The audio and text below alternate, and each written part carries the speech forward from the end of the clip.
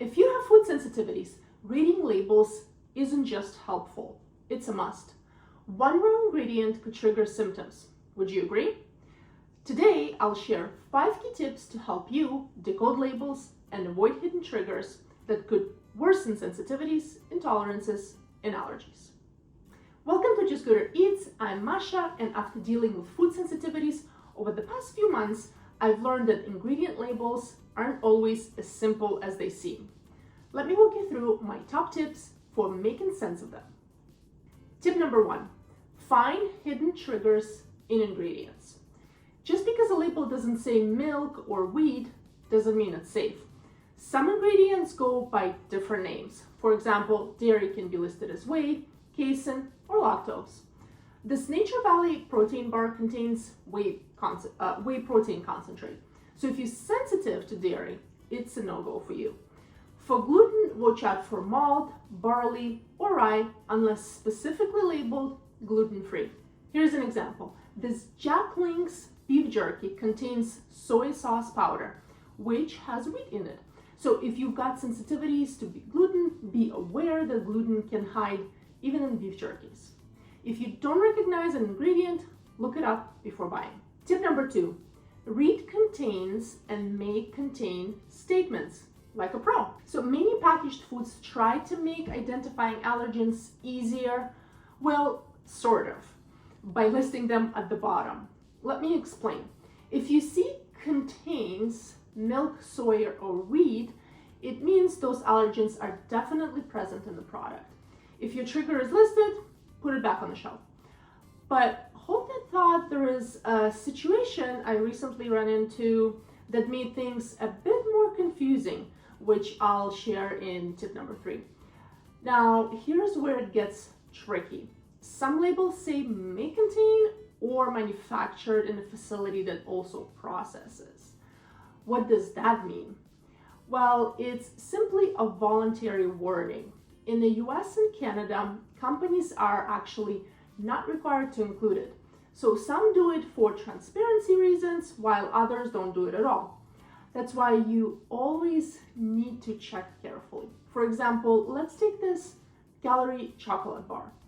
You can see this is the list of the ingredients, and here's our allergen wording. May contain almonds, pecans, pistachios, cashews, and hazelnut.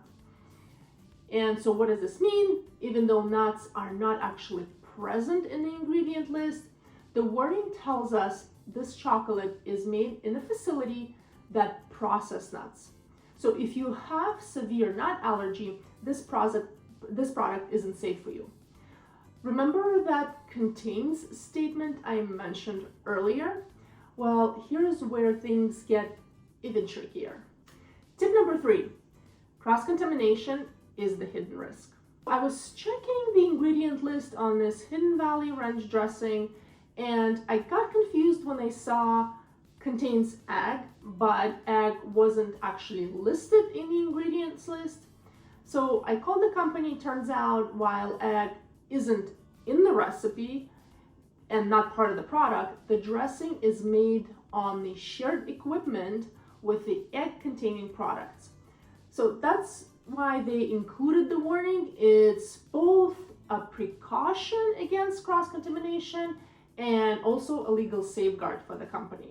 So if you have a severe allergy to egg or sensitivity, even trace amounts could be an issue. So always best to be cautious. This is why I always recommend carefully checking allergen statements, especially if you're avoiding specific ingredients. Tip number 4, beware of unclear ingredients before you buy. Here's a sneaky one. Terms like natural flavors or spices might sound harmless, but they can hide gluten or dairy or any other allergens. Manufacturers aren't always required to spell what's inside, as we've learned from the previous point. If you see natural flavors, don't assume. It could contain gluten, dairy, or any other allergen. If the label seems unclear, call the brand. A toll-free number is usually available right on the package, or stick to certified allergen-free options. Tip number 5, choose foods with simple, clean ingredients. The best way to avoid confusion, stick to foods with the ingredients you recognize. An apple doesn't need a label, right? But when buying packaged foods, look for short, clear ingredient lists. The fewer additives, the better. If you do buy packaged goods, certifications like certified gluten-free, non-GMO, or organic can give you more confidence that what's inside is safer and more transparent. Reading labels can be confusing when you're trying to avoid trigger foods, but the more you practice, the easier it gets.